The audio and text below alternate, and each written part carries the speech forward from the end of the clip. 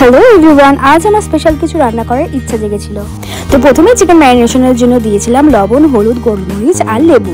এরপর পালং শাক করে নিয়েছিলাম স্টিম। তারপরে একটি মিক্সিতে পালং শাক, ধনেপাতা, কাঁচা লঙ্কা ও কাজু বাদাম দিয়ে পুরো একসাথে একটি পেস্ট বানিয়ে নিয়েছিলাম।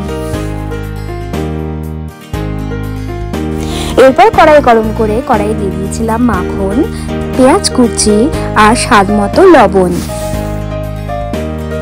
এরপর দিয়ে নিয়েছি 4-5টা এলাচ, কিন্তু যেটা কিনা দেওয়া উচিত ছিল মাখনের পরে, যেহেতু আমি ভুলে গেছি তাই পরে দিয়েছি।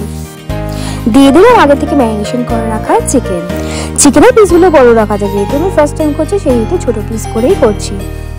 দিয়ে দিলাম আদা ও রসুনের পেস্ট। এরপর মাংসটা কিছুক্ষণ কষিয়ে নিলাম। দিয়ে দিলাম সামান্য পরিমাণ টক দই।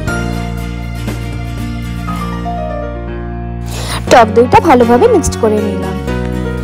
এরপর দিয়ে দিলাম আগে থেকে তৈরি করে রাখা সেই পালং শাকের পেস্টটি। দিয়ে দিলাম স্বাদ মতো লবণ আর চিনি।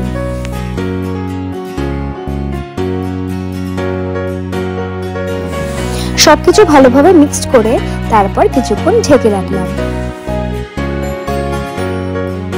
ঢাকনা তুলে দেখি গন্ধটাও বেরিয়েছে খুব সুন্দর, আর তৈরি হয়ে গেছে আমাদের পালং চিকেন।